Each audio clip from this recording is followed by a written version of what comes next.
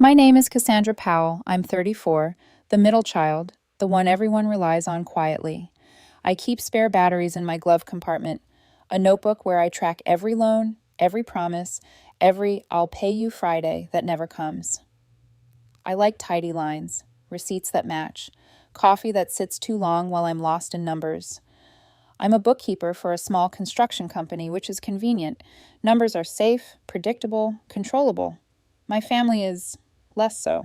My older sister, Ava, is golden. She has the marketing degree, the big laugh, and hair that obeys physics. Her world is bright and expensive, and our parents orbit her like she's the sun. My younger brother, Nate, drifts through life with charm and a smile, finding couches and opportunities effortlessly. Meanwhile, I'm the silent anchor. I organize calendars, plan grocery lists, pay the unexpected bills. I show up, I fix things, I keep score quietly. This year, I had a plan for Thanksgiving. November 23rd, light catering. I'd help Dad with the folding table, endure the polite remarks about my single life, and leave before any drama began. Simple, peaceful, predictable. But the Sunday before Thanksgiving, when I dropped off a spare cooler at my parents' house, the plan collapsed. I lifted the sticky back door, half in, when I overheard them. Mom's whisper, sharp as a knife. Ava's bright confidence. I have a plan. After dinner, he pays for my kids. Easy. We have the invoice, tuition, gadgets, camp. I'll slide it over with dessert. $2,800? Mom asked, approval in her hum. It's not even a full year, Ava replied, smiling. There are no other kids in this family, Mom said, like a slogan. He'll do the right thing. I froze. I was holding a plastic cooler, staring at folded dish towels, timing my breathing with the clock. Ava added, he won't say no in front of everyone. Mom nodded. He never does. I set the cooler down quietly, backed out, and stood on the porch. My heartbeat slowed. My phone buzzed. A text from Ava. Heads up. I'll need your card after dessert. It's simpler if you just do it. Okay. Love you. The PDF arrived 2 minutes later. Subject line, pay for my kids too. I didn't respond. I sat in my car, staring at the dashboard, thinking about my notebook, my careful tracking of dates, debts, favors. It had been like this for years. Hospital parking for Ava's first baby, doula deposits, Nate's traffic ticket, my parents' electric bill, foldable chairs for Thanksgiving, always giving, always smoothing things over, and now this. That night, I made a bowl of cereal and ate standing up, practicing I can't do that in my kitchen, until my cat stared at me like I had finally made a point. Sleep didn't come. Every time I drifted off, I heard Mom. There are no other kids. And I saw a Thanksgiving table with a slice of pie and every eye turning toward me. Morning came. I opened the invoice. Tuition $8,400. Gadgets $2,100. Camp deposit plus gear $2,300. Total $12,800. Due ASAP before Thanksgiving. Ava's note. You can put it on your rewards card. I closed it. No, I whispered. I said it again until it sounded like a full sentence. Thanksgiving planning was ritualistic. Mom dictated the menu. Herb turkey, truffled potatoes, glazed carrots, mac and cheese, 3 pies. Light catering, she called it. Under $1,000, she claimed. I calculated silently. $300 for Nate's bridge lessons, $210 for Mom's prescriptions, $70 internet bill. Not feasible. I can't do catering this year. I'll bring a dessert, I said. My voice didn't wobble. Ava made a noise, like I'd challenged gravity itself. She said, Ava's handling the important part, meaning the invoice. I didn't answer. I'll be there at 2, I said, hung up and stared at the wall clock. The ticking sounded like a warning. 2 days before Thanksgiving, Ava texted, Hey, send the card details so I can pre-run it with school and camp. Saves time Thursday. No, I typed. 12 question marks. A voice note. Laugh sliding into, Are you serious, Cassandra? Don't make this weird. It's for the boys. You love budgets. Just do the thing. I called. I'm not paying your invoice, not a cent. She dropped her phone in the sink, I swear. Excuse me, Cassandra, I'm not paying. I won't discuss it at dinner. If you bring it up, I'll say no in front of everyone. You're punishing my kids. I'm ending a pattern. I'm not your second parent, I said. Mom jumped in. There are no other kids. Not true. There are your kids. There are adults who make decisions. And there is me. I'm allowed to be separate. She went quiet. Victory, small and fragile, but real. A week before Thanksgiving, I stopped by my parents again. Curtains open. Mom and Ava bent over the table. Same words. Same plan. After dinner, he pays for my kids. No embarrassment. I stepped in. Hi, I said. They flinched. Mom hid her papers. About Thursday, Ava began. No, we're not doing that, I said. Doing what? The performance? The toast? The invoice? I'm not paying. Not now, not after dessert, not later. Ava pushed the invoice toward me anyway. Just look. I've looked 12,800, not my bill. You benefit when my boys succeed. And I benefit when my car gets new tires before the tread is smooth. When I can handle my dental work. I'm not setting myself on fire to keep you warm.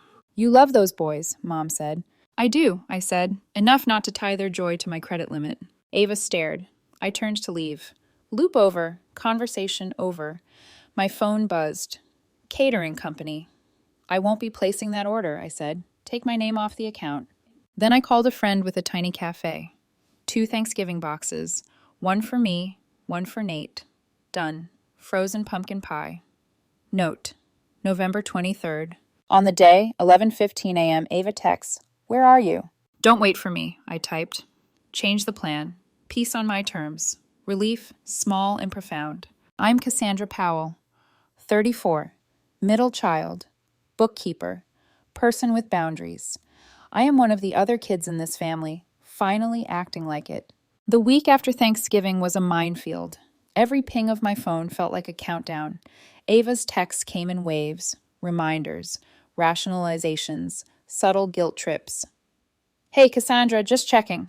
Can you run the card for the boys' camp? Quick thing. Thanks. I stared at the message. My thumb hovered. I didn't respond. Not this time. Mom called, her voice honeyed, rehearsed. Cassandra, Ava says you're being difficult. Are you sure you want to do this? Yes, I said. I am sure. Yes, I repeated, the word hard and solid in my throat. It became a mantra. The reality hit me in quiet moments. Alone at my kitchen table, I thought about all the times I'd been the rescuer. Hospital parking, camp deposits, gadgets, tuition, bills. I remembered the day Ava handed me a printed invoice at my nephew's birthday party, the way she smiled as if handing me a bouquet, not a burden.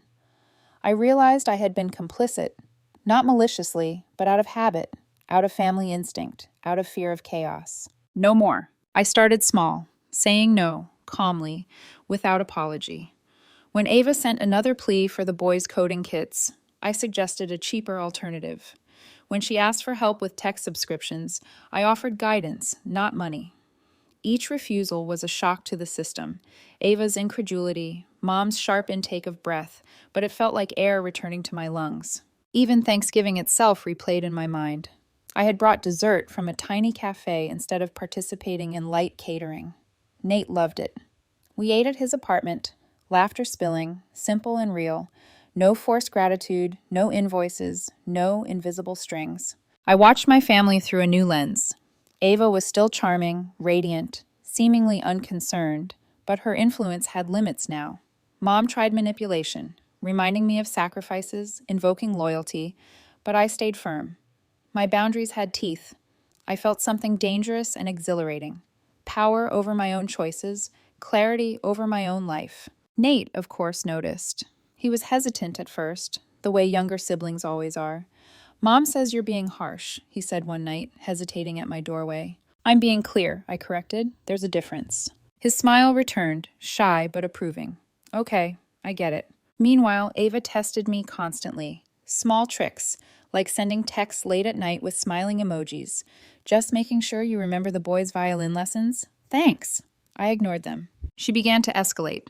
A smaller invoice for a single camp deposit arrived in my inbox, audacious, confident. I stared at it like it was a foreign language. My chest tightened, but I didn't flinch. I typed a reply. I'm not paying. You'll need to find another solution. The silence that followed was strange, uncomfortable, electric. I realized the house of expectations, carefully built over years, could tremble, and I could stand apart without crumbling. I even noticed something I hadn't before. Moments of joy without compromise were sweeter than the relief of rescuing others. A cup of coffee at dawn, quiet and hot. A walk in the park with Nate.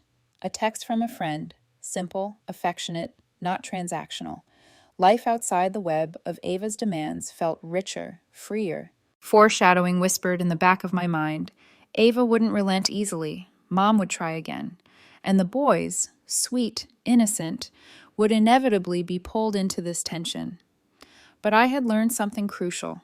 I could say no. I could endure the guilt trips, and I could survive the fallout. By the end of the week, I had a small victory. Ava's attempts to guilt me had softened, replaced by awkward texts, tentative questions. Do you know of a cheaper camp? Can you suggest a used buy group for gadgets? No invoices, no demands. She was testing boundaries now, not dictating them. And I realized the ultimate power was quiet. I could choose when to help, how to help, and whom to help. No one could claim I was cruel. I had claimed myself. Still, each night, when the house went quiet, I lay awake listening to the hum of my radiator, feeling the strange mix of relief and lingering tension. Peace didn't mean approval from everyone. It meant clarity.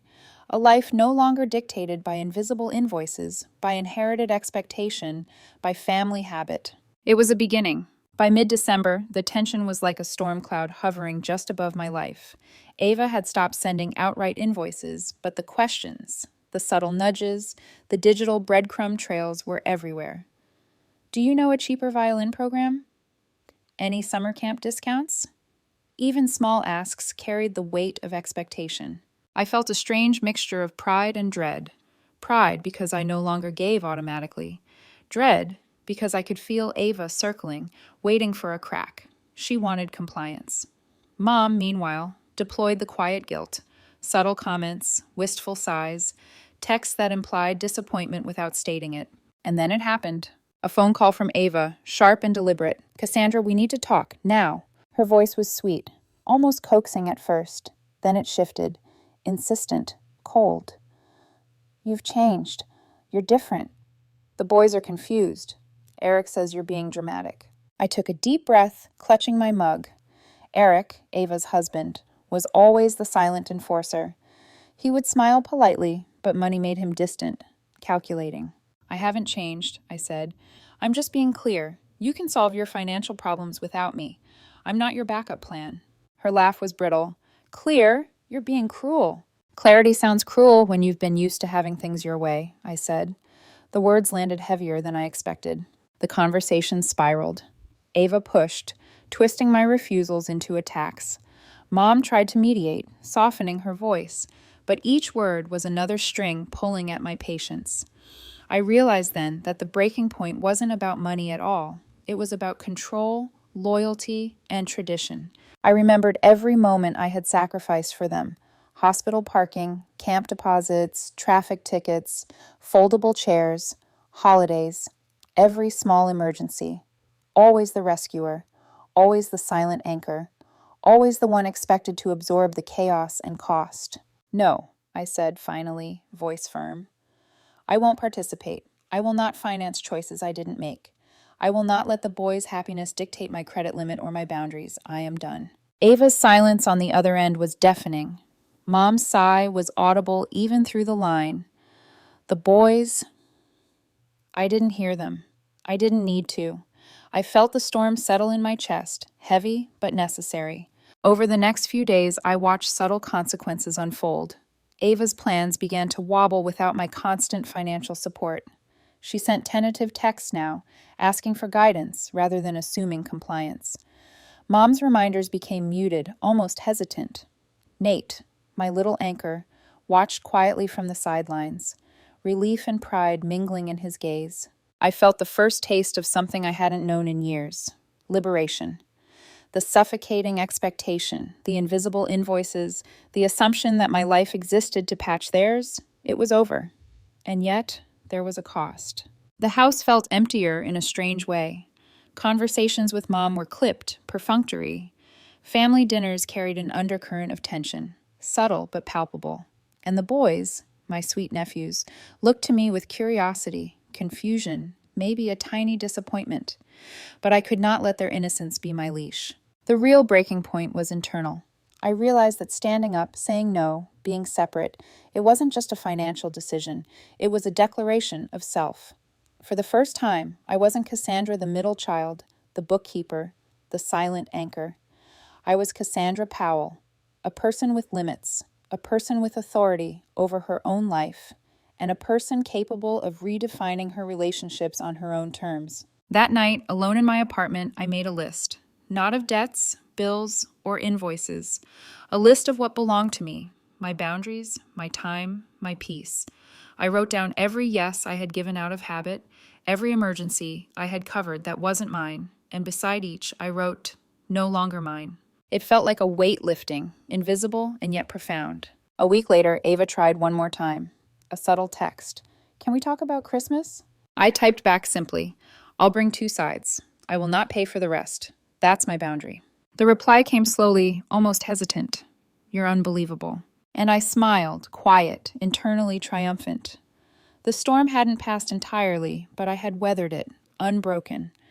My family might never fully understand, but I understood myself. That was enough. The weeks after my declaration were quiet, in a tense sort of way.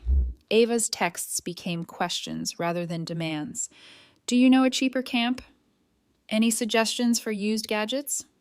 She was testing boundaries, yes, but in a less aggressive, almost cautious manner. Mom's calls were fewer, subtler. The honeyed urgency, the guilt-laden reminders, the wistful sighs, they softened. I realized she was recalibrating, adjusting to the new Cassandra, the one who no longer absorbed every financial tremor in the household. Nate noticed first. One evening, he sent a text with a photo of the boys, crayons in hand, drawing their own comic strip. They made this for you. Thought you'd like it. I felt a pang. Remorse? Nostalgia? But it was tempered by pride. They weren't being punished. Life went on. My refusal hadn't hurt them. It had changed the rules, and that was okay. Even Ava's husband, Eric, shifted. No longer the silent enforcer, he began consulting rather than commanding. When Ava asked about an expensive coding camp, I suggested a local scholarship program. Instead of pushback, he said quietly, "That's actually smart." I realized finally that my role hadn't been villainous. It had been essential, teaching them the difference between entitlement and independence. Christmas arrived with its usual chaos, but I had a plan.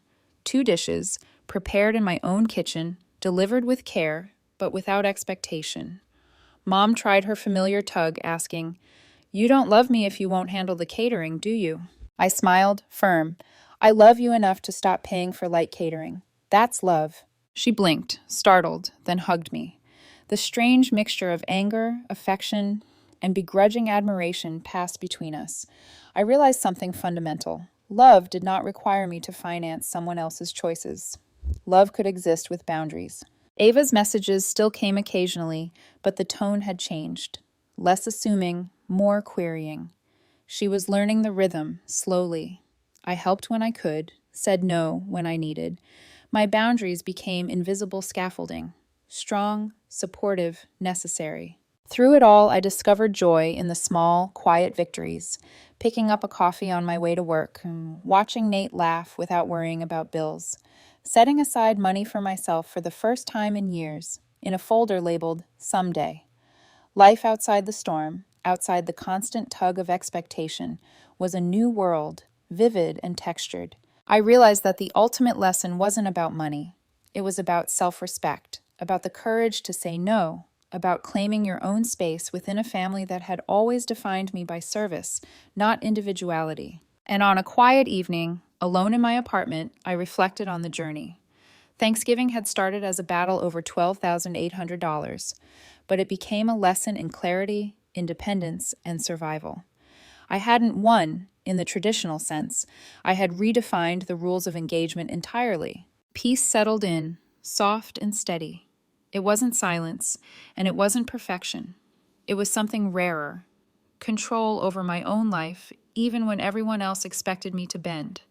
And for the first time in a long time, I felt capable, separate, and fully myself. By the start of the new year, a quiet shift had taken hold. My family still existed: Ava, Mom, Dad, Nate. But the patterns that had dominated my life for decades had loosened. I had established rules, invisible yet firm. I would help when it felt right, say no when it didn't, and never allow guilt to dictate my choices again. Ava approached me one morning with her usual spark, asking about summer camp options for the boys. Her tone was careful, testing. "Cassandra, do you have any ideas for scholarships this year?" I smiled. "Yes, here's a list. I'll help you apply if you want. No invoices, no expectation of immediate compliance, no hidden agenda." She hesitated, then nodded, a flicker of something like respect in her eyes. I realized that boundaries didn't just protect me, they reshaped her too. Mom tried one last appeal before Christmas. "Cassandra, the family needs you." "The traditions?" I interrupted gently but firmly. "Mom, I'm still part of the family, but I can't keep financing what isn't mine. Traditions don't require me to pay for them alone. Love and support can exist without invisible debt." She paused. For the first time in decades, her sigh wasn't frustration. It was contemplation, and perhaps grudging admiration. Nate texted me regularly, little updates, small gratitude. "Thanks for helping me with the winter concert. You're the best, Mom." My heart warmed. This was different from the transactional gratitude of years past. It was genuine, mutual, and free of obligation. Even the boys began to understand, in their innocent way, that generosity had boundaries.